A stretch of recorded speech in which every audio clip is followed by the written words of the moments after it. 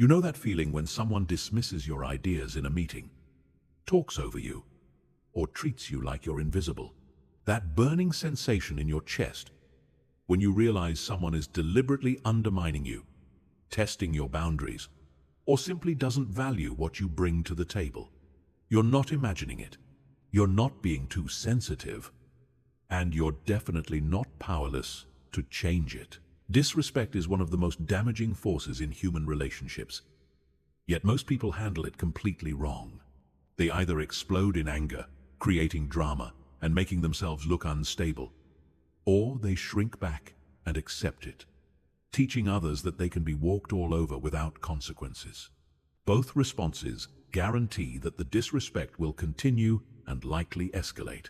This audiobook will teach you a third way, a strategic, dignified, and devastatingly effective approach to handling people who don't respect you. By the time you finish listening, you'll have a complete system for recognizing disrespect in all its forms, responding with calculated precision, and building the kind of presence that naturally commands respect from everyone around you. You'll learn why some people seem to attract respect effortlessly while others struggle their entire lives to be taken seriously. You'll discover the psychological triggers that make people test boundaries and how to shut down those tests immediately.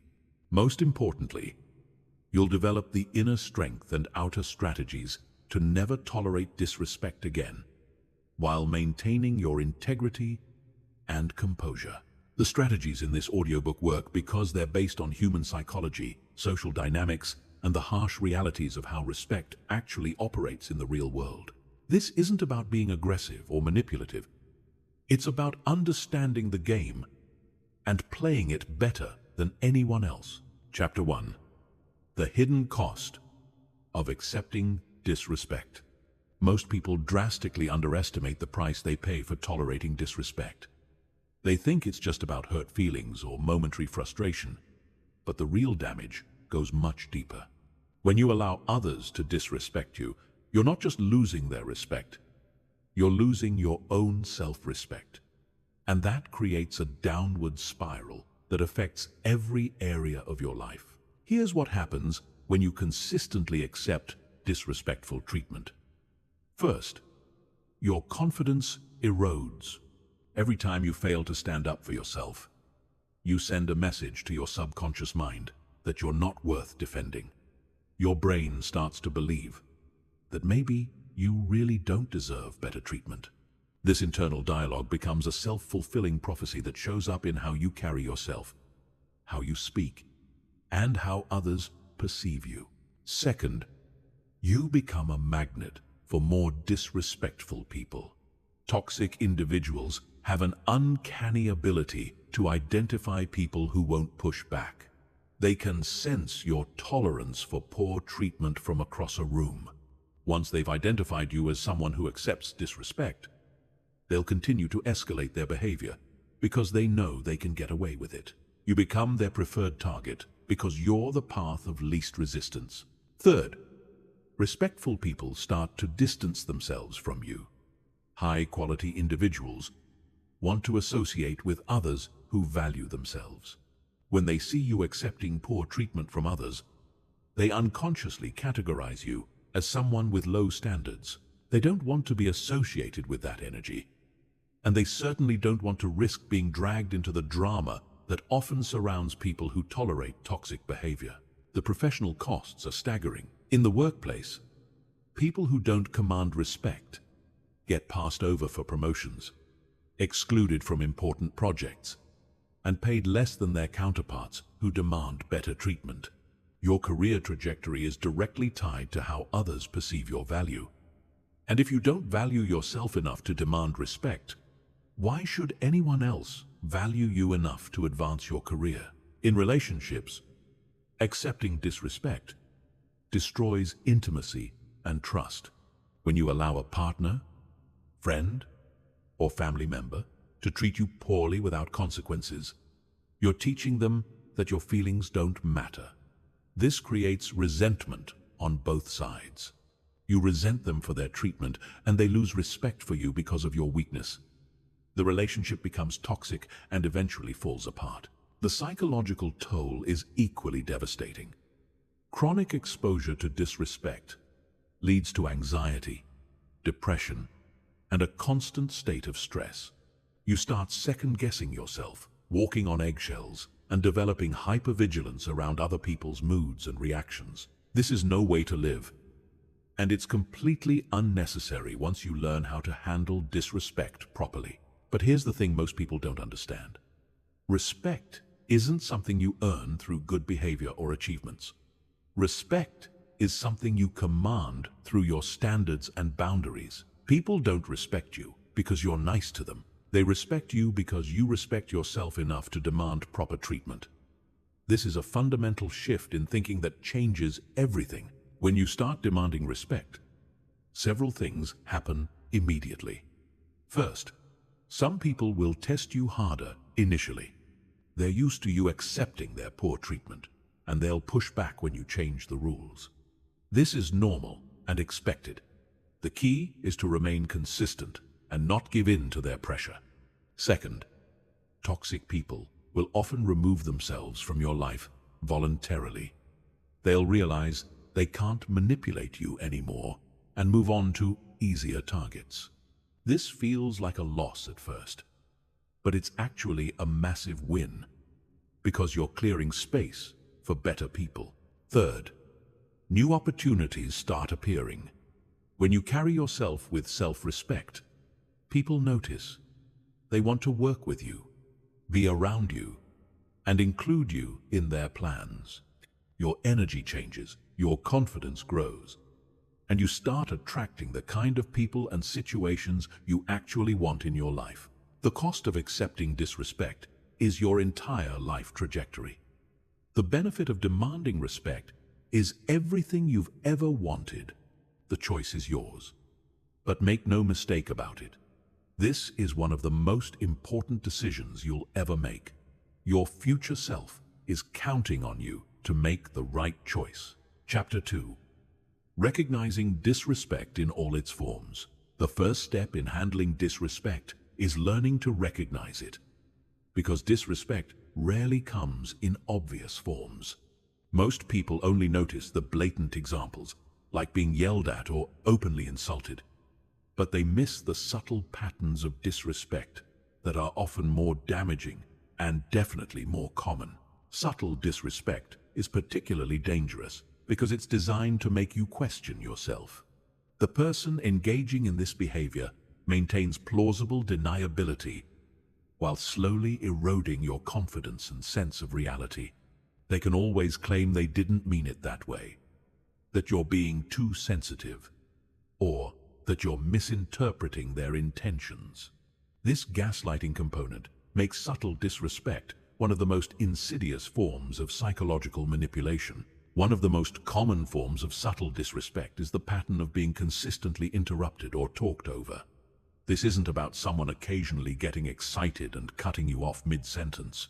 This is about someone who systematically prevents you from completing your thoughts or sharing your ideas. They might wait until you start speaking and then immediately begin talking louder. Or they might acknowledge what you said and then completely ignore it while moving the conversation in a different direction.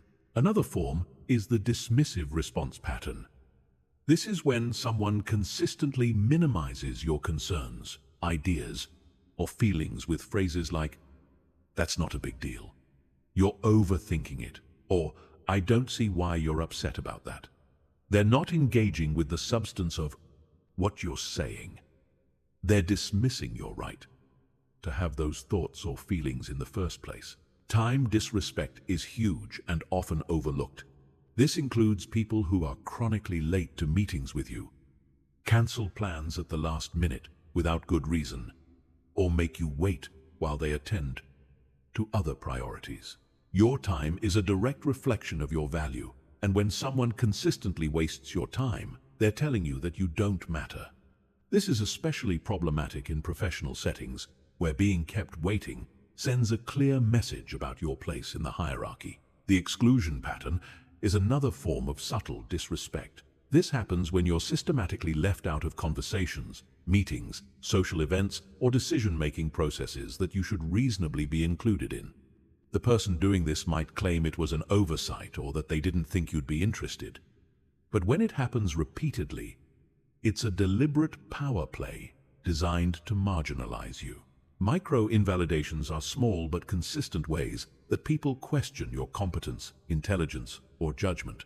This might look like someone always double-checking your work when they don't do the same for others, asking if you're sure about information you've provided, or explaining things to you that they wouldn't explain to other people at your level.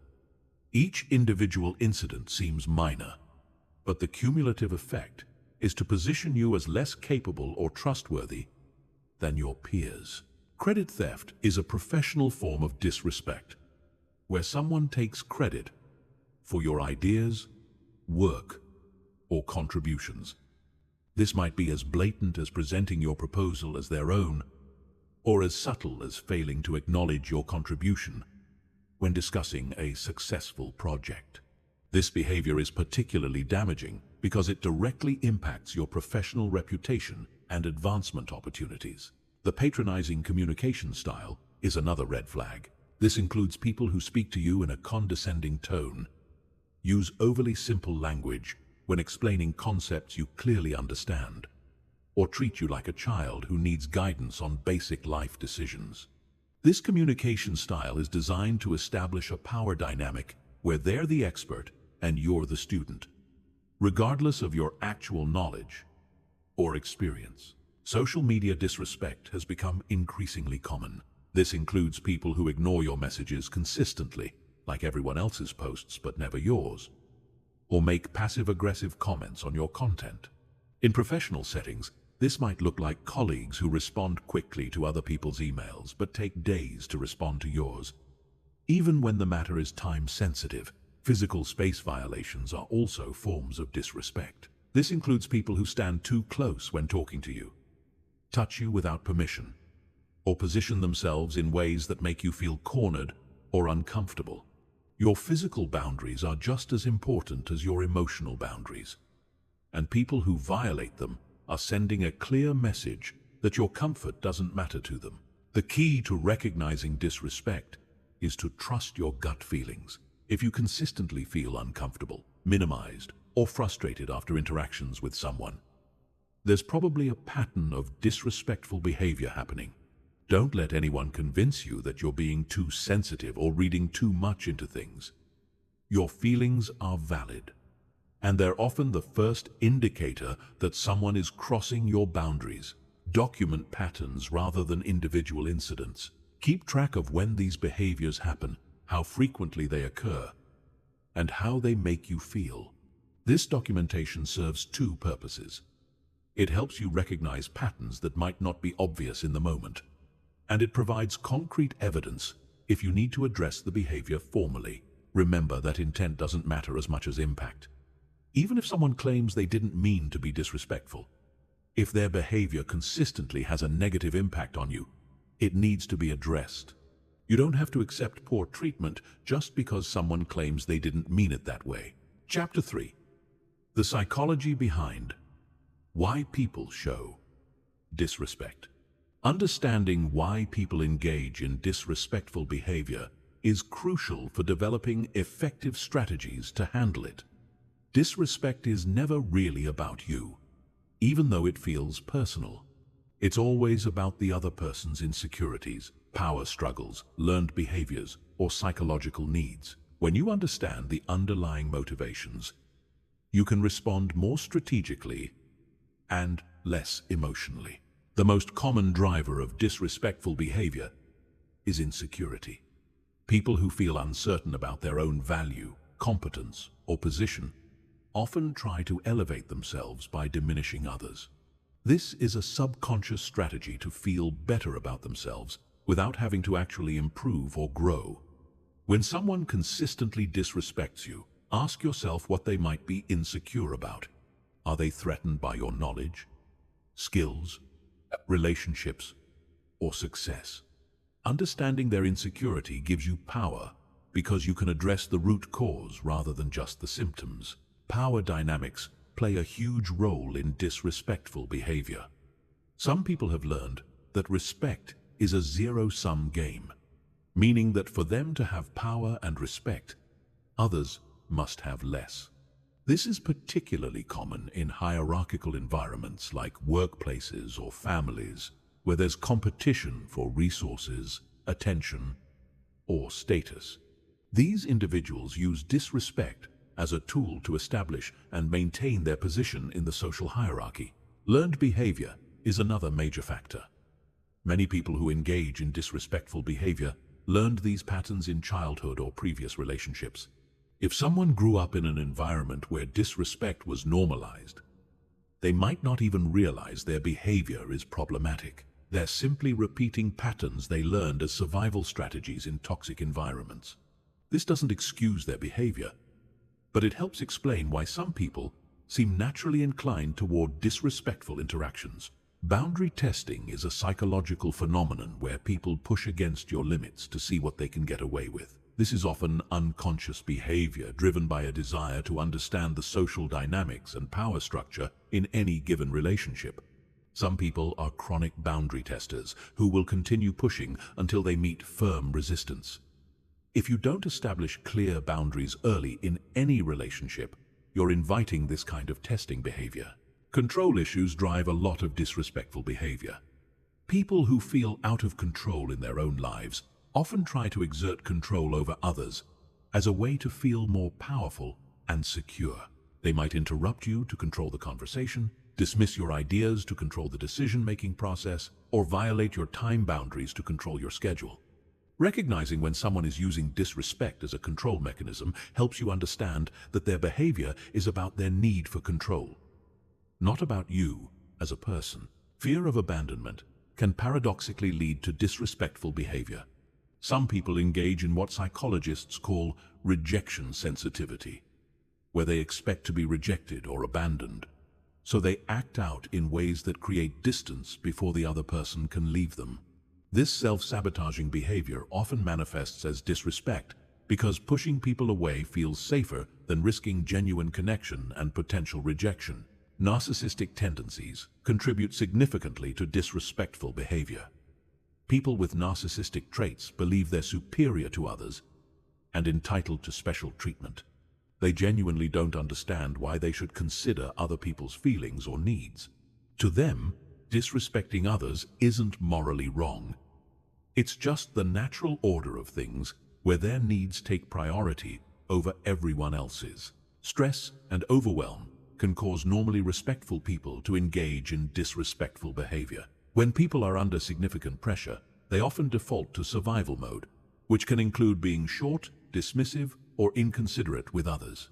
This doesn't excuse the behavior, but it helps explain why someone who's usually respectful might suddenly start treating you poorly. Jealousy and competition drive a lot of workplace disrespect. If someone perceives you as a threat to their position, recognition, or advancement opportunities, they might engage in disrespectful behavior as a way to undermine your credibility or reputation.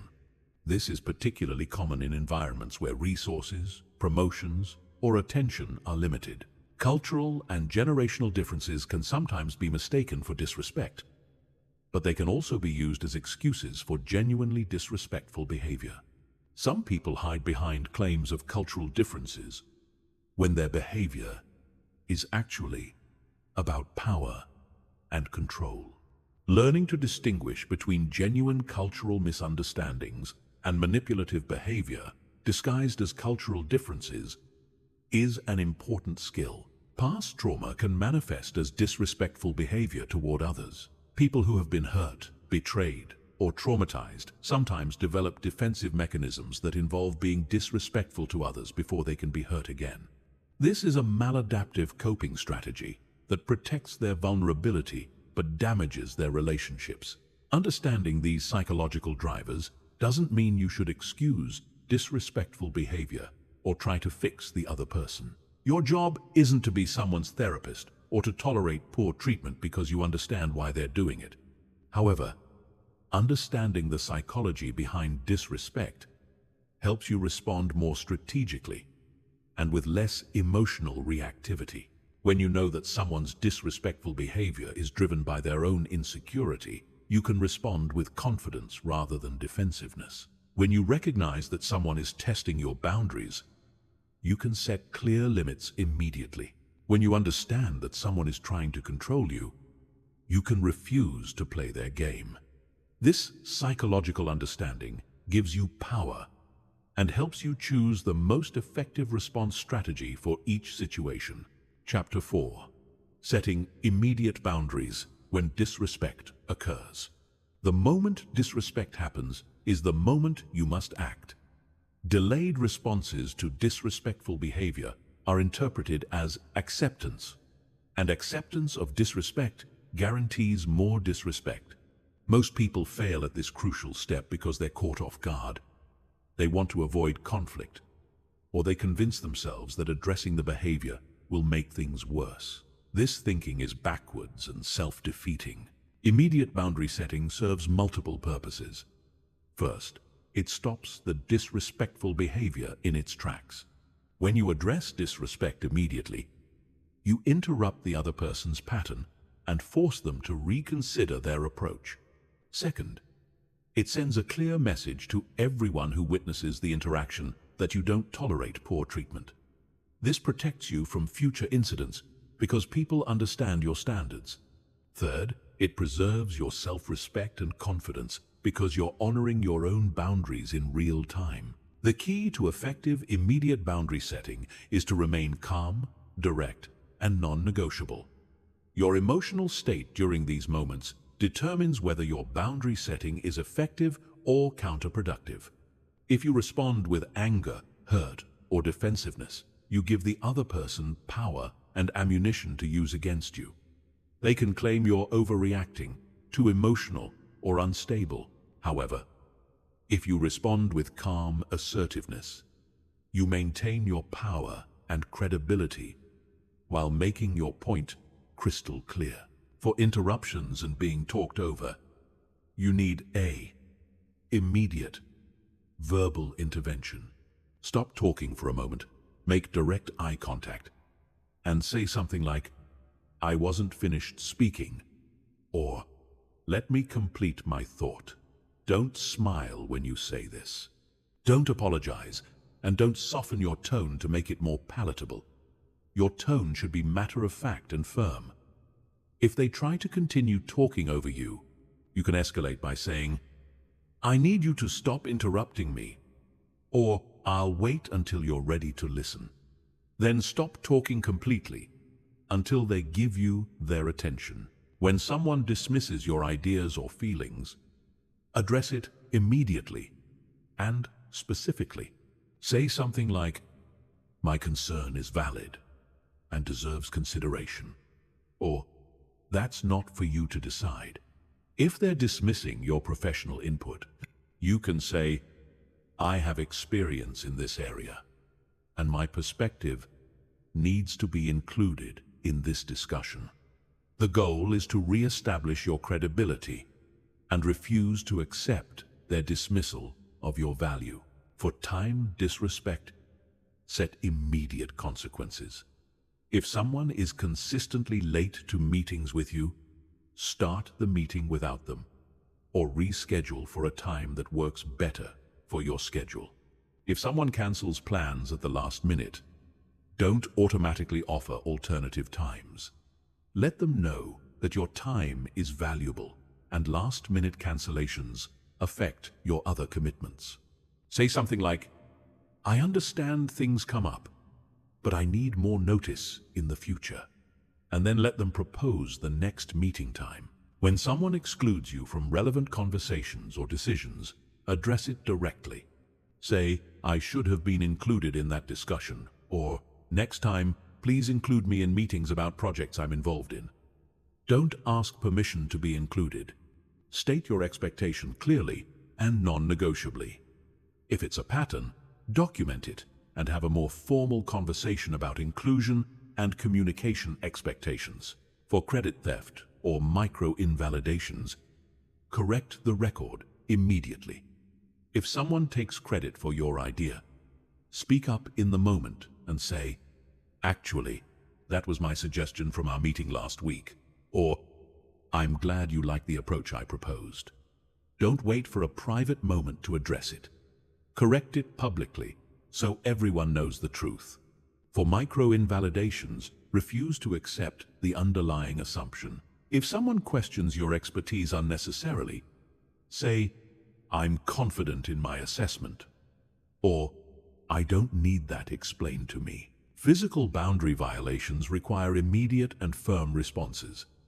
If someone stands too close, step back and create the space you need. If they follow you, say, "I need more personal space, please." If someone touches you without permission, say, "Please don't touch me without asking," or "I'm not comfortable with that." Don't worry about seeming rude. Your physical boundaries are non-negotiable. The language you use for immediate boundary setting should be clear, specific, and outcome-focused. Avoid phrases like, "I feel like," or "maybe you could," or "it would be nice if." These phrases weaken your message and make your boundaries seem optional. Instead, use direct statements like, "I need," "I expect," "That's not acceptable," or "Here's what needs to happen." Your body language during boundary setting is just as important as your words. Maintain eye contact. Keep your posture upright and open, and speak in a calm but firm tone.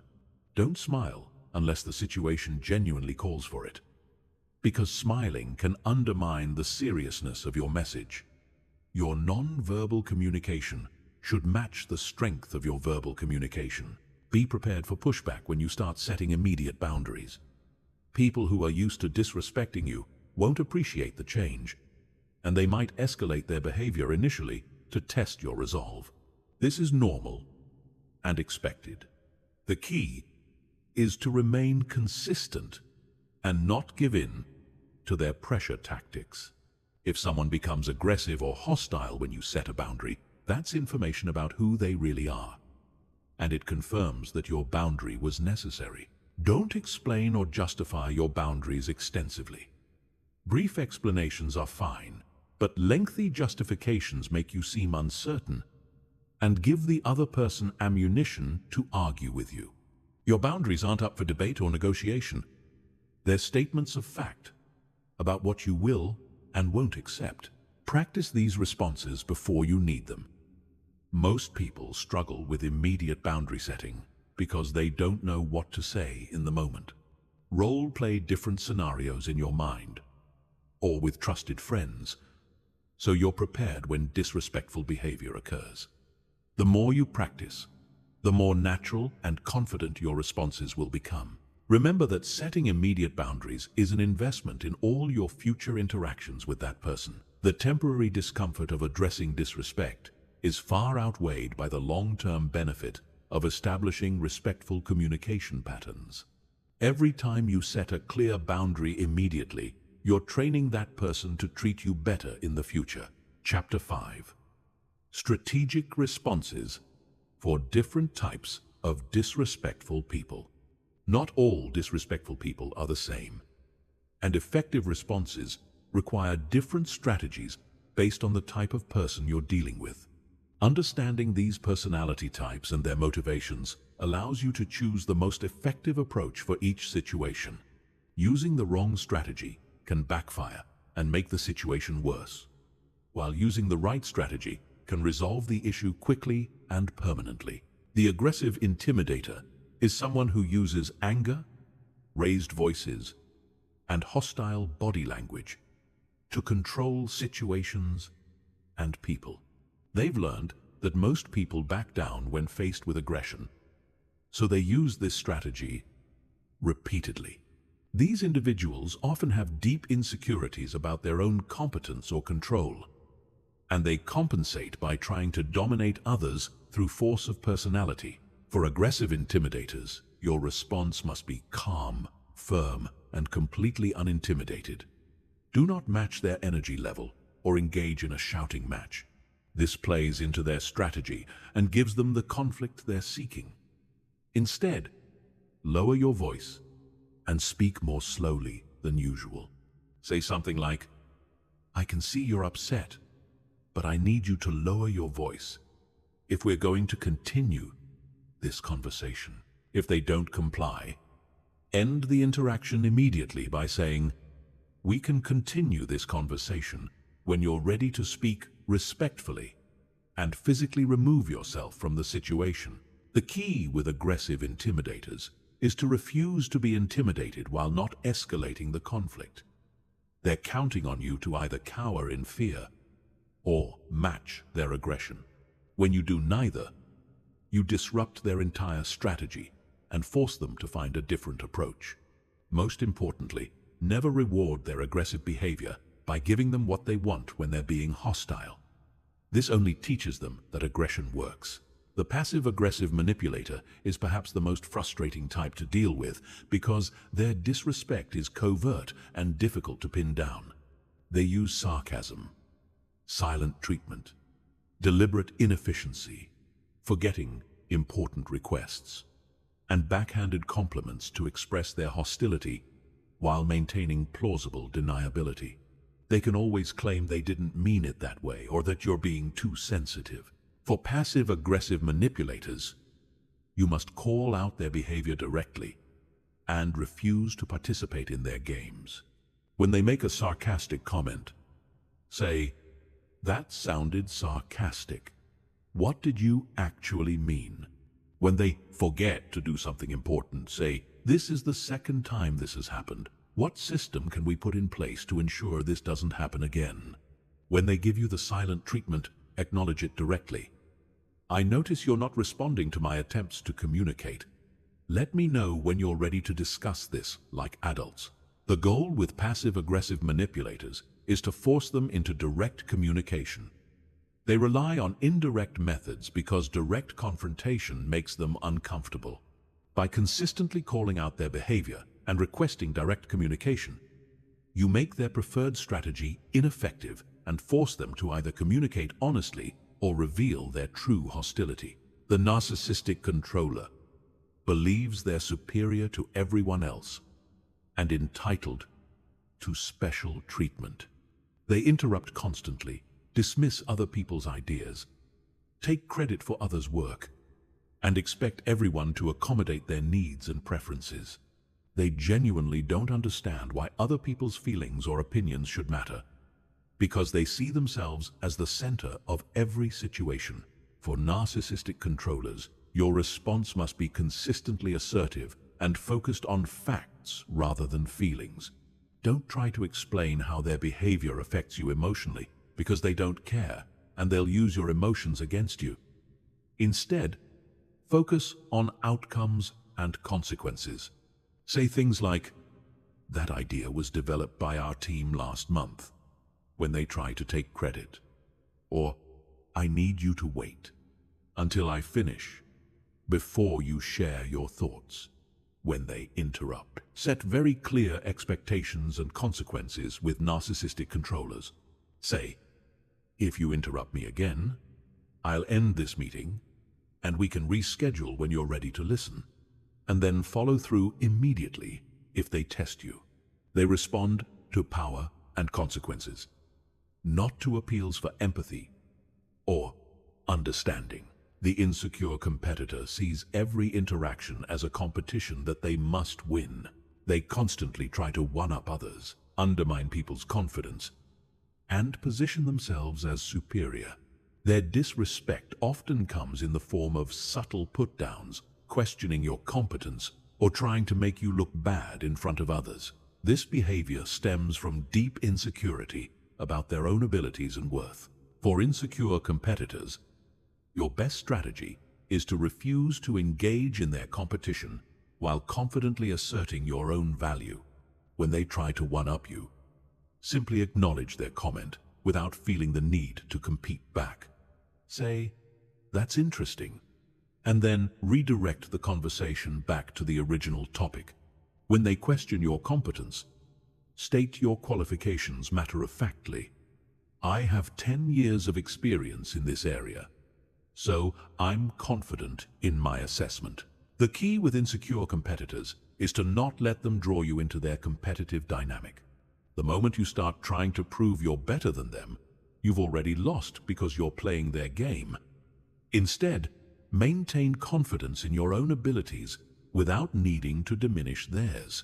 The boundary tester is someone who constantly pushes limits to see what they can get away with. They're not necessarily malicious, but they have learned to take as much as people will give them.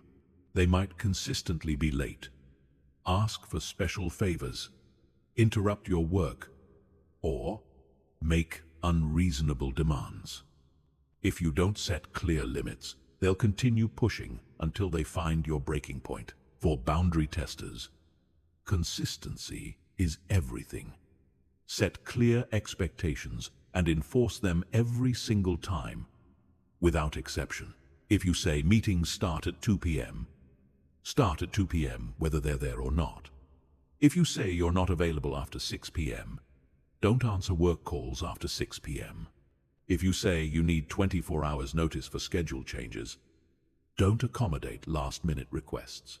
The moment you make an exception for a boundary tester, you teach them that your boundaries are negotiable. They'll remember that exception and use it to justify future boundary violations.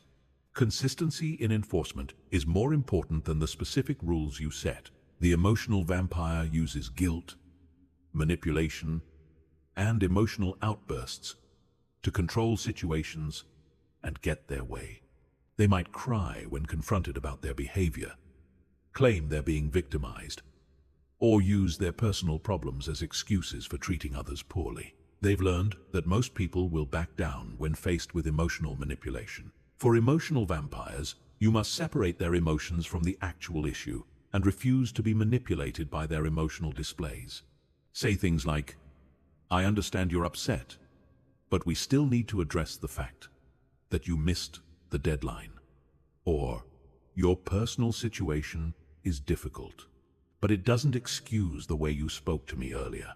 Don't let their emotions derail the conversation or make you feel guilty for holding them accountable.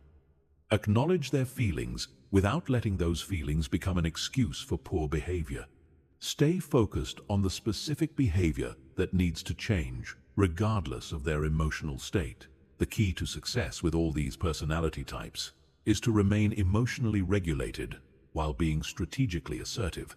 Don't take their behavior personally, even though it feels personal. Their disrespectful behavior is a reflection of their own issues, not your worth. By understanding their psychological drivers and responding strategically rather than emotionally, you can effectively handle any type of disrespectful person while maintaining your own dignity and power. Chapter 6. The power of strategic withdrawal and when to use it. Sometimes the most powerful response to disrespect is strategic withdrawal. This doesn't mean running away or avoiding conflict.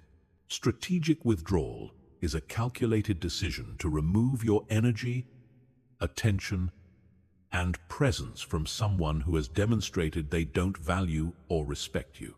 It's one of the most underused but devastatingly effective tools for handling chronic disrespect. Most people struggle with strategic withdrawal because they've been conditioned to believe that walking away means giving up or letting the other person win.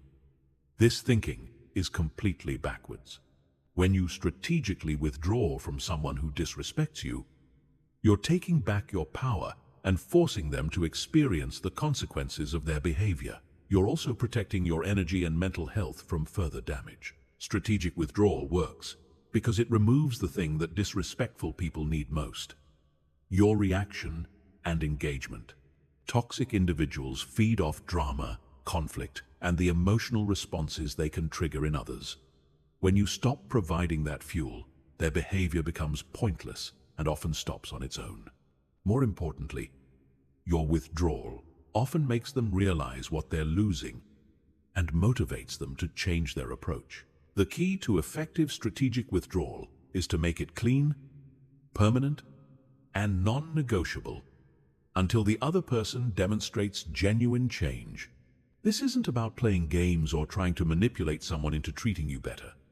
It's about protecting yourself and establishing clear consequences for disrespectful behavior. In professional settings, strategic withdrawal might look like limiting your interactions to email only with someone who consistently disrespects you in person. This creates a paper trail and removes the opportunity for them to interrupt, dismiss, or intimidate you. You might also stop volunteering for projects that involve working closely with that person. Or you might request to be transferred to a different team or department. For colleagues who consistently take credit for your work, strategic withdrawal means stopping the collaborative relationship entirely. No more sharing ideas in informal conversations, no more offering assistance on their projects, and no more being available for their questions or requests. You become professionally cordial but completely unavailable for anything beyond the minimum required interaction. When dealing with a disrespectful supervisor, strategic withdrawal requires more careful planning because of the power dynamics involved. You might start by documenting all interactions, limiting face-to-face meetings, and requesting written instructions for all assignments. You're creating protection for yourself while making it more difficult for them to engage in their usual disrespectful behavior patterns. In personal relationships, strategic withdrawal often means reducing contact frequency, declining social invitations, and no longer sharing personal information with someone who has demonstrated they can't be trusted with your vulnerability. This is particularly important with family members who use your personal information against you, or friends who consistently violate your boundaries. For romantic relationships where disrespect has become a pattern, strategic withdrawal might mean temporarily separating to allow both parties to reflect on the relationship dynamics. This isn't about playing hard to get or trying to manipulate your partner. It's about creating space for genuine change to occur and protecting yourself from further emotional damage. The timing of strategic withdrawal is crucial. It should happen after you've clearly communicated your boundaries and given the other person an opportunity to change their behavior. Strategic withdrawal isn't a first response. It's what you do when other approaches have failed or when the disrespect is so severe that immediate distance is necessary for your well-being. Before implementing strategic withdrawal, make sure you're prepared for the potential consequences. Some people will escalate their behavior when they realize you're pulling away.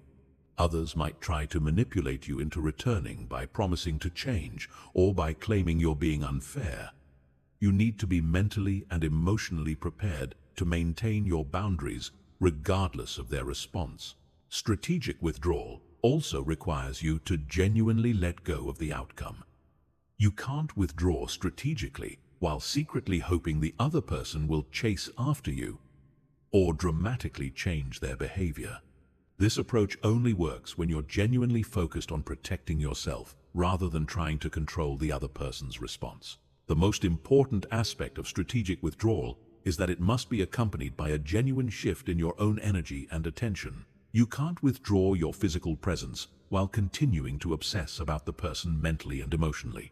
True strategic withdrawal means redirecting your energy toward people and activities that add value to your life. When you implement strategic withdrawal correctly, several things typically happen. First, you immediately feel relief because you're no longer subjecting yourself to ongoing disrespect. Second, you create space for better people and opportunities to enter your life. Third, you often gain clarity about the relationship and realize how much the other person's behavior was affecting your mental health and overall happiness. Some people will respond to your withdrawal by attempting to re-engage with improved behavior. This is where you need to be extremely careful. Don't rush back into the same level of engagement just because someone temporarily improves their treatment of you. Sustainable change takes time to demonstrate, and you should require consistent, respectful behavior over an extended period before considering returning to previous levels of interaction. Others will respond to your withdrawal with anger, accusations, or attempts to make you feel guilty. They might claim you're being dramatic, immature, or unfair.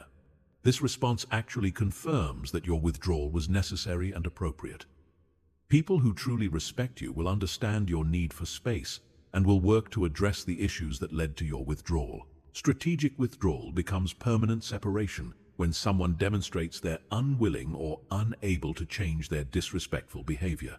This is often the healthiest outcome, even though it can be emotionally difficult. Removing toxic people from your life creates space for relationships that actually enhance your well-being and support your growth. Remember that strategic withdrawal is an act of self-respect and self-preservation. You're not obligated to maintain relationships with people who consistently disrespect you, regardless of your history together or their importance in your life. Your mental health and personal boundaries are more important than preserving relationships that damage your well-being. Chapter 7. Building unshakable inner confidence that commands respect. External strategies for handling disrespect are important, but they're only effective when backed by genuine inner confidence.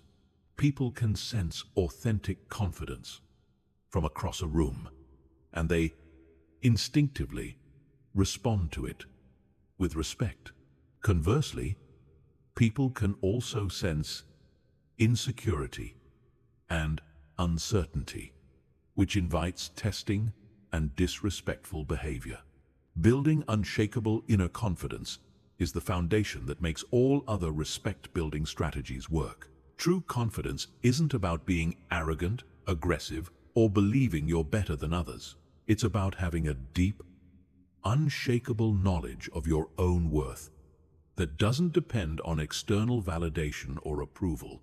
When you possess this kind of confidence, other people's opinions and behavior toward you become interesting information rather than threats to your sense of self. The first step in building unshakable confidence is understanding the difference between self-esteem and self-respect. Self-esteem is how you feel about yourself, which fluctuates based on circumstances, achievements, and other people's treatment of you. Self-respect is how you treat yourself, which remains constant regardless of external circumstances. People with high self-respect command respect from others because they demonstrate through their actions that they value themselves.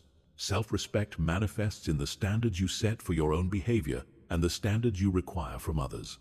When you consistently act in alignment with your values, keep promises to yourself, and refuse to accept poor treatment from others, you build a foundation of self-respect that naturally radiates confidence. One of the most important aspects of building confidence is developing what psychologists call an internal locus of control. This means believing that you have the power to influence your circumstances and outcomes through your choices and actions. People with an external locus of control believe that their lives are primarily determined by luck, other people's decisions, or circumstances beyond their control.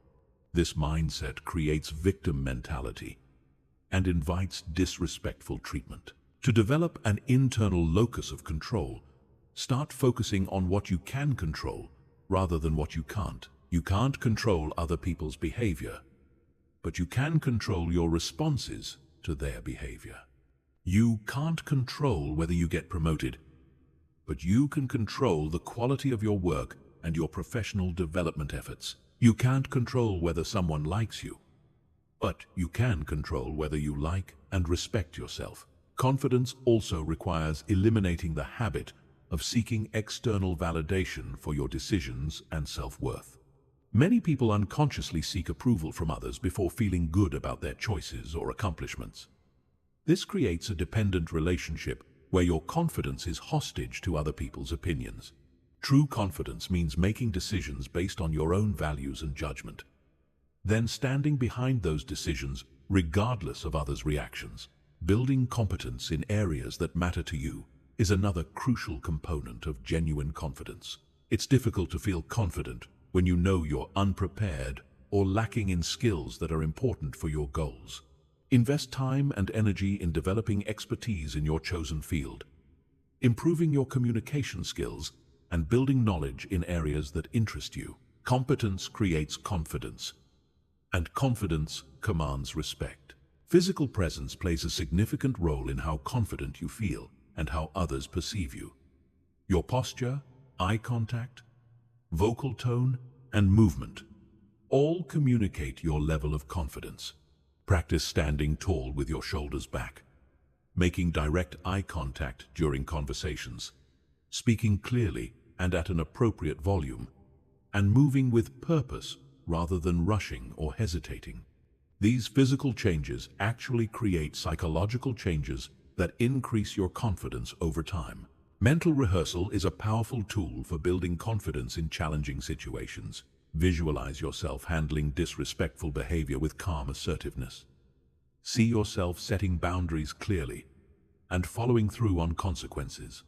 Imagine yourself walking into rooms with confidence and engaging in conversations as an equal. This mental practice prepares your subconscious mind for success and makes confident behavior more automatic when challenging situations arise. Developing strong personal boundaries is both a result of confidence and a builder of confidence. Every time you set a boundary and enforce it, you demonstrate to yourself that you're worth protecting. Every time you honor your own needs and values, you build evidence that you respect yourself. This creates a positive cycle where boundary setting increases confidence, and increased confidence makes boundary setting easier. Challenge negative self-talk and replace it with realistic, empowering thoughts. Most people have an internal critic that constantly undermines their confidence with thoughts like, "You're not good enough." They probably think you're stupid, or "You don't deserve better treatment." These thoughts become self-fulfilling prophecies that sabotage your confidence and invite disrespectful treatment from others. Start paying attention to your internal dialogue and actively challenge thoughts that undermine your confidence. Ask yourself if these thoughts are based on facts or fears. Look for evidence that contradicts your negative assumptions. Replace self-critical thoughts with neutral or supportive ones. This isn't about unrealistic positive thinking. It's about being fair and accurate in how you assess yourself and your capabilities.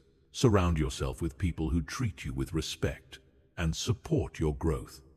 The people you spend time with have a massive impact on your confidence and self-perception. If you're constantly around people who criticize, dismiss, or undermine you, it's nearly impossible to maintain strong confidence. Conversely, when you're around people who appreciate your strengths and encourage your development, your confidence naturally grows. Take calculated risks and embrace failure as learning opportunities.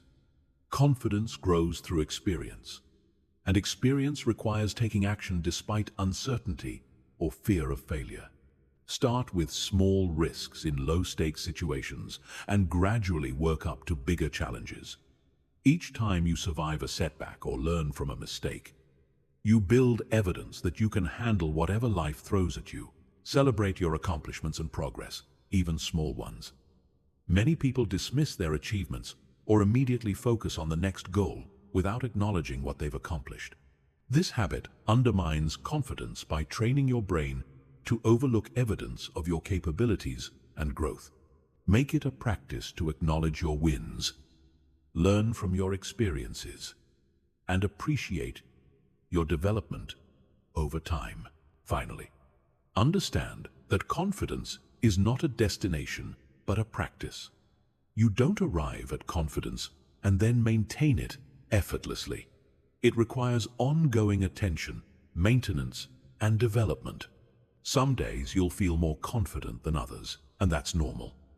The goal is to build a foundation of self-respect and self-knowledge that remains stable even when your confidence fluctuates. When you develop genuine, unshakable confidence, everything changes. People respond to you differently because you're operating from a fundamentally different energy. You stop seeking approval and start offering value. You stop accepting poor treatment and start expecting respect. Most importantly, you stop depending on others for your sense of worth and start generating that worth from within. Chapter 8. Handling disrespect in family relationships and close personal bonds. Family relationships present unique challenges when it comes to handling disrespect because of the emotional history, expectations, and social pressures involved. Many people accept disrespectful treatment from family members that they would never tolerate from strangers or colleagues. This happens because of misguided beliefs about family loyalty, guilt about setting boundaries with relatives, and the assumption that family dynamics can't or shouldn't change. The truth is that respect is just as important in family relationships as it is in any other area of life. In fact, it might be more important because family disrespect often starts in childhood and creates patterns that affect all your other relationships. Learning to handle family disrespect is crucial for your overall mental health and your ability to build healthy relationships throughout your life. One of the biggest obstacles to addressing family disrespect is the cultural narrative that family relationships should be preserved at all costs. You've probably heard phrases like, "Blood is thicker than water," "They're family, so you have to forgive them," or "That's just how they are." These beliefs create guilt and confusion when family members treat you poorly, because you're caught between your need for respect and social expectations about family loyalty. The reality is that healthy family relationships are built on mutual respect. Just like any other healthy relationship, being related to someone doesn't give them permission to treat you poorly, and it doesn't obligate you to accept disrespectful behavior. Family members who truly love you will want to treat you with respect and will be willing to change problematic behaviors when you address them. Family disrespect often takes specific forms that are different from other types of disrespect. Emotional manipulation is extremely common, where family members use guilt, shame, or emotional blackmail to control your behavior. They might say things like, "After everything I've done for you," or "You're being selfish," when you set boundaries or make decisions they don't like. Invalidation of your feelings and experiences is another common pattern in family disrespect. Family members might dismiss your concerns by saying, "You're too sensitive," "That's not how it happened," or "You're remembering it wrong." This gaslighting behavior is particularly damaging because it makes you question your own perception of reality. Boundary violations are frequent in family relationships because of the assumption that family members should have unlimited access to each other. This might include showing up unannounced, going through your personal belongings, sharing your private information with other family members, or making decisions about your life without consulting you. Comparison and competition create another form of family disrespect, where your achievements are minimized, your struggles are dismissed, or you're constantly compared unfavorably to other family members. This behavior is designed to maintain family hierarchies and keep certain members in subordinate positions. The guilt and obligation manipulation is perhaps the most insidious form of family disrespect. Family members use your love and loyalty against you by claiming that setting boundaries or requesting respectful treatment means you don't love them or care about the family. This puts you in an impossible position where asserting your needs feels like betraying your family. When addressing family disrespect, you need to separate your love for the person from your acceptance of their behavior. You can love someone deeply while refusing to tolerate their disrespectful treatment. In fact, setting boundaries often improves family relationships by creating healthier dynamics based on mutual respect rather than enabling and resentment.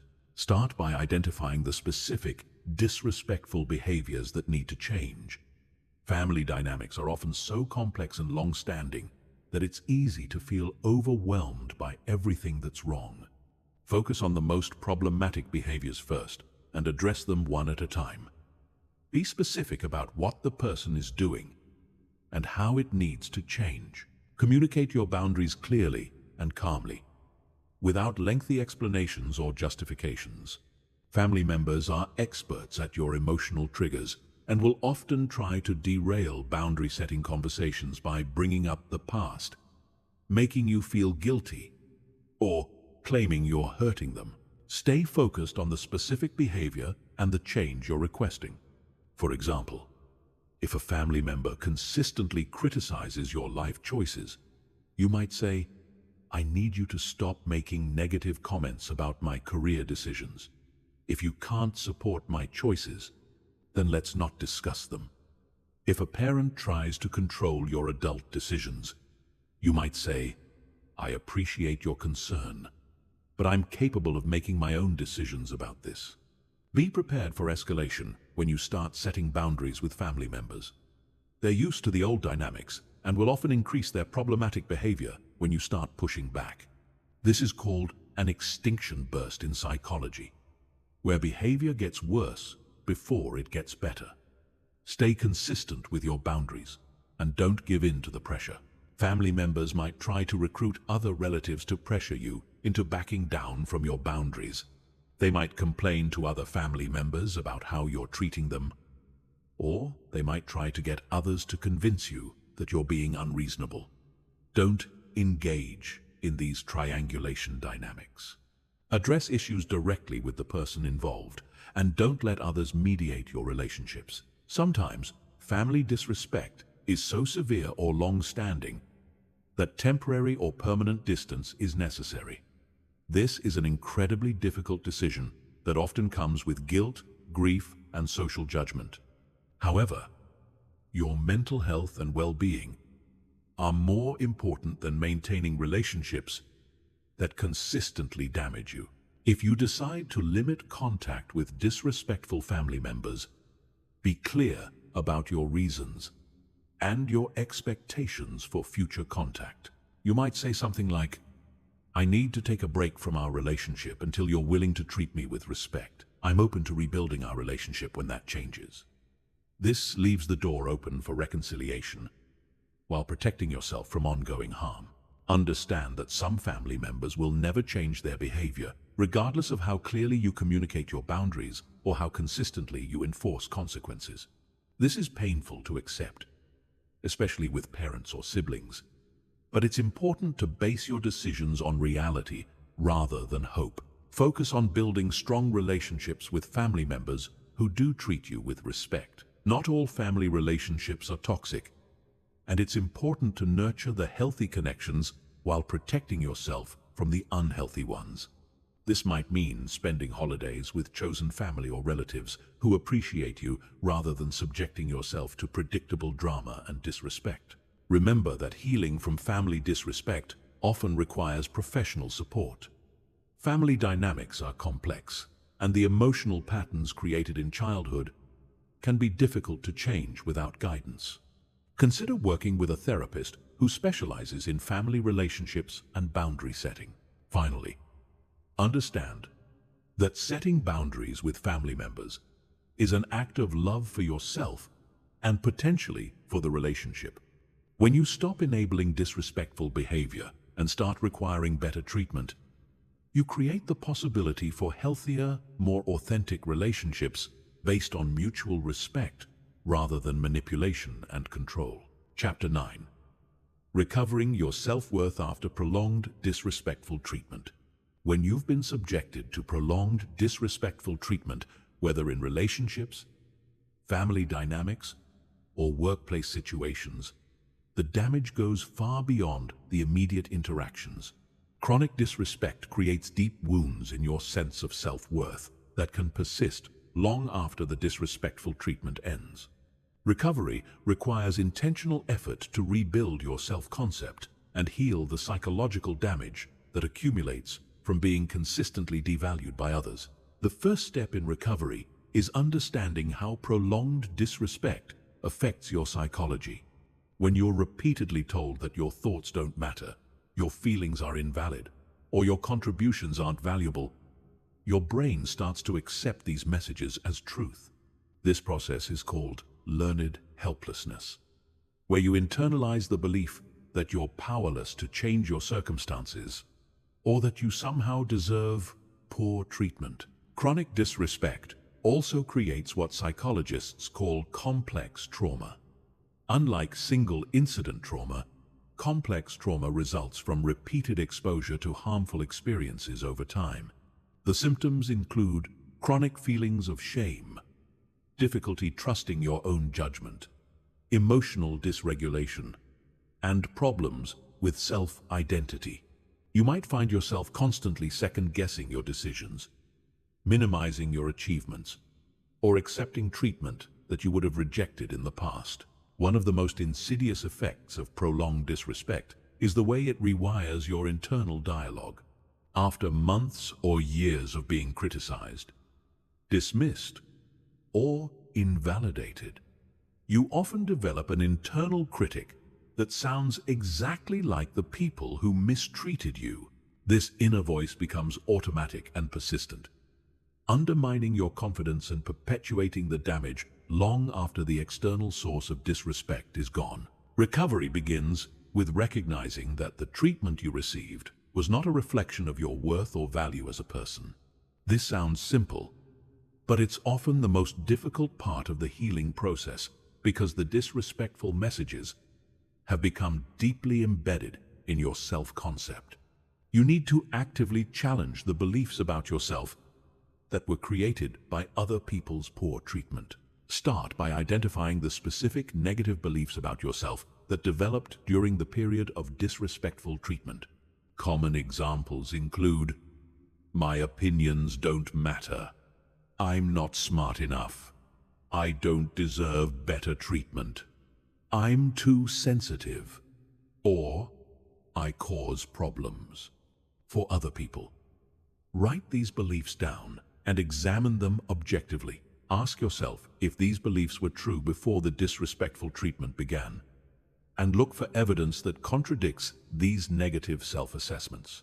Rebuilding your self-worth requires creating new evidence that contradicts the negative messages you internalized.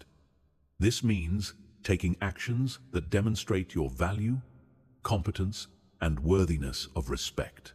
Start with small accomplishments that you can build on over time.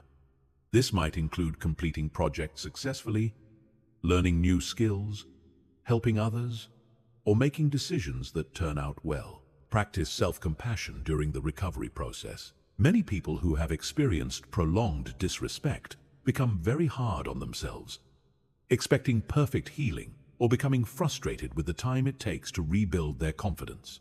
Treat yourself with the same kindness you would show a good friend who was recovering from similar experiences.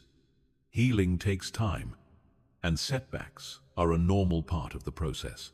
Reconnect with your authentic self by exploring your interests, values, and preferences without the influence of the people who disrespected you. Prolonged disrespect often involves other people telling you what you should think, feel, or want. You might have lost touch with your own authentic preferences and desires. Spend time figuring out what you actually enjoy, what matters to you, and what kind of life you want to create. Surround yourself with people who treat you with respect and appreciation. This is crucial for recovery, because you need to experience healthy interactions to recalibrate your expectations and self-worth. If you've been isolated, or if your social circle was contaminated by disrespectful people, you might need to actively seek out new relationships and communities where you can experience being valued and respected. Set small, achievable boundaries as practice for rebuilding your assertiveness skills. After prolonged disrespect, many people struggle with boundary setting because their confidence has been eroded. Start with low-stakes situations where you can practice saying no, expressing preferences, or requesting respectful treatment. Each successful boundary-setting experience builds evidence that you can protect yourself and deserve to be treated well. Address the hypervigilance that often develops after chronic disrespect. You might find yourself constantly scanning for signs of disapproval, rejection, or disrespect in your current relationships. While it's important to be aware of red flags, excessive hypervigilance can prevent you from forming healthy connections and enjoying positive interactions. Practice distinguishing between realistic concerns and trauma responses. Work on rebuilding your decision-making confidence. Prolonged disrespect often involves other people controlling or criticizing your decisions, which can leave you doubting your judgment. Start making small decisions independently and notice the outcomes. When your decisions turn out well, acknowledge your good judgment. When they don't turn out as expected, view them as learning experiences rather than evidence of your incompetence. Celebrate your progress and acknowledge your strength. Surviving prolonged disrespectful treatment requires enormous resilience and strength, even if you don't feel strong right now. Recognize that your survival itself is an accomplishment. Acknowledge the courage it takes to begin the recovery process and to start demanding better treatment for yourself. Consider professional help. If the effects of prolonged disrespect are significantly impacting your life, therapy can be particularly helpful for processing complex trauma, developing healthy coping strategies, and rebuilding your sense of self. Look for therapists who specialize in trauma, recovery, relationship issues, or self-esteem problems. Be patient with the recovery process. Rebuilding self-worth after prolonged disrespect doesn't happen overnight. There will be good days and bad days, moments of clarity and periods of doubt. This is normal and expected. Focus on the overall trajectory of your healing rather than expecting linear progress. Remember that recovery is not just about returning to your pre-trauma state. The goal is to emerge from this experience stronger, wiser, and more resilient than before. Many people who successfully recover from prolonged disrespect report that they develop a deeper sense of self-respect, stronger boundaries, and better relationships than they had before the traumatic experiences. The most important thing to remember is that you deserve to be treated with respect, kindness, and consideration. This isn't something you need to earn through perfect behavior or exceptional achievements. Respect is a basic human right that you deserve simply because you exist. Your worth as a person is inherent and unchangeable, regardless of how others have treated you in the past. Chapter 10. Advanced Psychological Strategies for Command and Influence. Once you've mastered the basics of handling disrespect and building personal boundaries, you can begin implementing advanced psychological strategies that not only protect you from disrespectful treatment, but actually position you as someone who naturally commands respect and influence. These techniques are based on deep principles of human psychology and social dynamics that most people don't understand or utilize effectively. The foundation of advanced influence is understanding that respect is fundamentally about perceived value and status. People naturally defer to those they perceive as valuable, competent, and confident. The key word here is perceived, because respect is based more on social perception than on objective reality. This doesn't mean being fake or manipulative. It means understanding how to present your authentic value in ways that others naturally recognize and respond to. One of the most powerful psychological principles is the concept of social proof and authority. People look to others for cues about how to behave and whom to respect. When you consistently demonstrate that others treat you with respect, new people in your environment will automatically adopt the same respectful stance. This is why it's crucial to never accept disrespectful treatment in public settings. Every person who witnesses you accepting poor treatment learns that such treatment is acceptable with you. The strategic use of contrast is another advanced technique.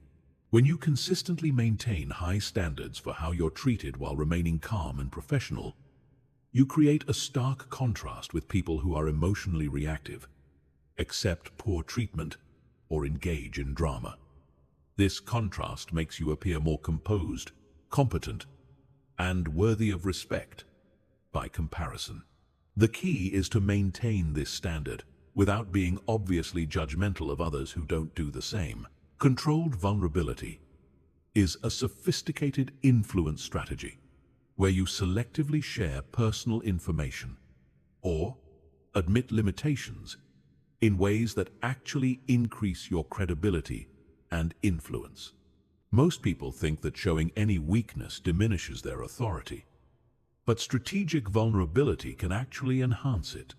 When you acknowledge a minor flaw or limitation while demonstrating overall competence, people perceive you as more honest and trustworthy, which increases their respect for you.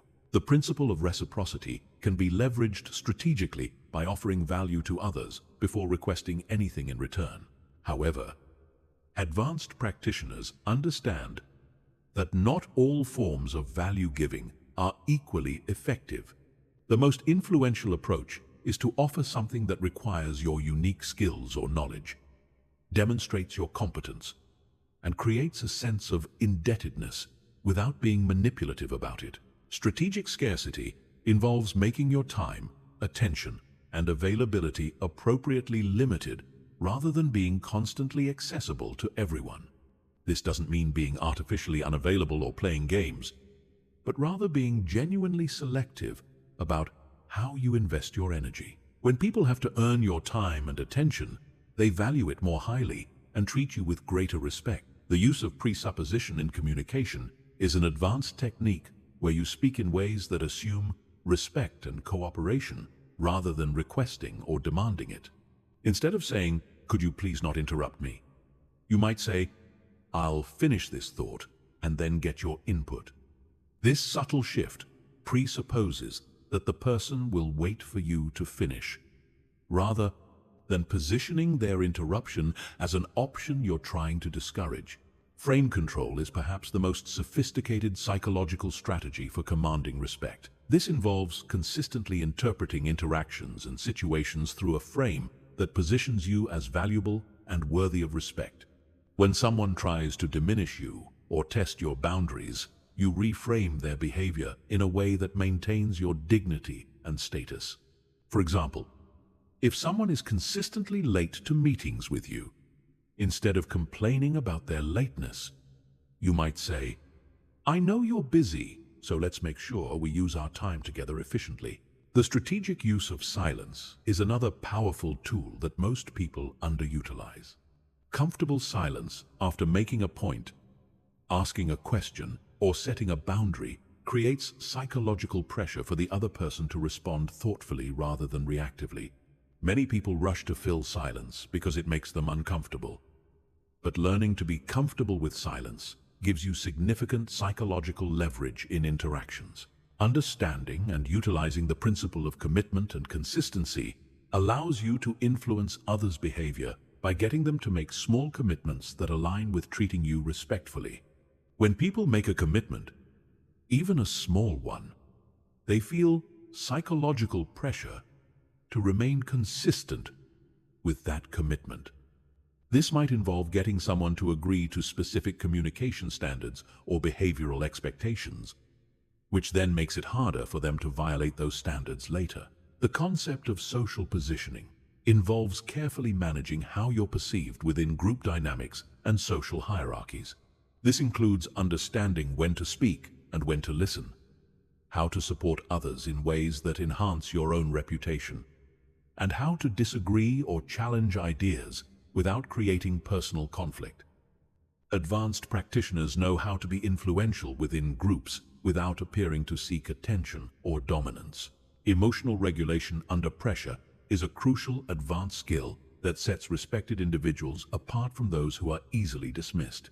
When you can remain calm, thoughtful, and composed, even when others are being disrespectful or trying to provoke you, it demonstrates a level of self-control and confidence that naturally commands respect. This doesn't mean being emotionless, but rather being in control of your emotional responses. The principle of strategic alliance building involves identifying and cultivating relationships with influential people who can support your position and status within various environments. This isn't about using people, but rather about building mutually beneficial relationships with individuals whose support enhances your credibility and influence. When respected people treat you with respect, others follow their lead. Advanced boundary enforcement goes beyond simply stating your limits to creating systems and consequences that automatically protect your boundaries without requiring constant vigilance. This might involve structuring your environment, relationships, and commitments in ways that make boundary violations less likely to occur and easier to address when they do happen. Finally, the mastery of what psychologists call meta-communication allows you to address relationship dynamics and communication patterns directly, rather than just responding to surface-level content. This involves making observations about how conversations are going, pointing out patterns in interactions, and addressing underlying issues that affect how people treat each other. These advanced strategies require practice and refinement over time. They're most effective when used authentically and ethically, rather than as manipulation tactics. The goal is to position yourself as someone who naturally commands respect while maintaining your integrity and treating others fairly. When implemented correctly, these techniques create an environment where disrespectful behavior toward you becomes socially awkward and psychologically uncomfortable for others, naturally reducing its occurrence. Chapter 11. Creating a reputation that precedes you. Your reputation is one of your most valuable assets when it comes to commanding respect. People form expectations about how to treat you based on what they've heard about you before they even meet you. When you have a reputation as someone who maintains high standards and doesn't tolerate disrespectful treatment, most people will automatically treat you with respect from the very first interaction. Building this kind of reputation requires consistency over time and strategic thinking about how your actions and responses will be perceived and discussed by others. Every interaction you have is potentially being observed and evaluated by people who will carry that information into other contexts. This doesn't mean you should be paranoid or inauthentic, but it does mean being intentional about maintaining your standards, even when you think no one important is watching. The foundation of a respect-commanding reputation is reliability in your standards. People need to know that you always maintain certain boundaries and expectations, regardless of the situation or the people involved. When word gets around that you consistently refuse to accept certain types of treatment, people stop testing those boundaries because they know what the outcome will be. Professional reputation building starts with how you handle disrespect in workplace settings. When you address inappropriate behavior professionally but firmly. When you refuse to participate in gossip or undermining behaviors. And when you consistently deliver high-quality work while maintaining your personal boundaries, people begin to see you as someone who operates at a higher level. The way you speak about yourself and others contributes significantly to your reputation. People who command respect speak about their accomplishments without false modesty, but also without arrogance. They acknowledge their strengths while being honest about areas for improvement. They speak about others fairly and avoid participating in character assassination or petty complaints, which positions them as trustworthy and mature. How you handle conflict and disagreement becomes part of your reputation narrative. When you can disagree with someone's ideas without attacking them personally, when you can stand firm on important issues while remaining respectful, and when you can navigate difficult conversations without becoming emotionally dysregulated, people recognize you as someone who can be trusted with important matters and challenging situations. Your reputation also includes how you treat people who can't do anything for you. The way you interact with service workers, subordinates, or people outside your social circle says more about your character than how you treat people in positions of power. When people observe you treating everyone with basic respect and courtesy, they understand that your respectful treatment of them is genuine rather than strategic. Social media and digital communication have become significant factors in reputation building. Your online presence should reflect the same standards and values that you maintain in person. This means avoiding public complaints about disrespectful treatment, not engaging in online arguments or drama, and presenting yourself professionally, even in casual digital contexts. The stories people tell about you become your reputation. When you handle disrespectful situations with grace and effectiveness, those stories get repeated and enhance your reputation. When someone tries to disrespect you publicly and you respond with calm assertiveness that makes them look foolish, that story becomes part of your legend. When you stand up for someone else who's being treated poorly, that demonstration of character gets remembered and discussed. Reputation building also involves strategic visibility in contexts where your character and standards can be observed. This might mean volunteering for challenging projects, where you can demonstrate your competence and integrity. Participating in professional organizations, where you can build relationships with respected individuals.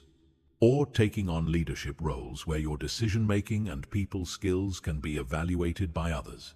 The consistency principle is crucial for reputation building. Your reputation must be based on consistent patterns of behavior rather than isolated incidents. People need to see that you maintain your standards even when it's inconvenient, expensive, or socially awkward. This consistency creates predictability, and people respect what they can predict and count on. Quality associations enhance your reputation significantly.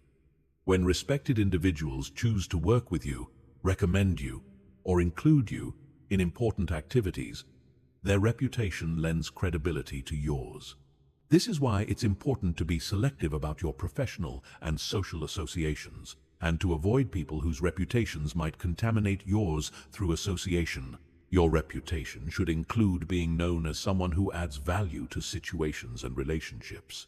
This means being the person who solves problems rather than creating them, who contributes constructively to discussions rather than just criticizing, and who makes things better rather than worse.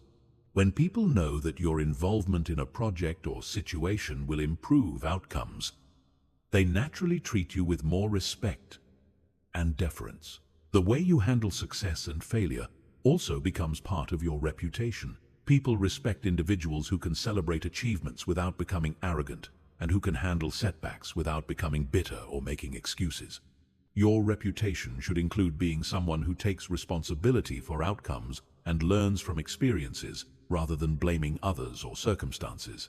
Protection of your reputation requires saying no to opportunities, relationships, or behaviors that might compromise your standing.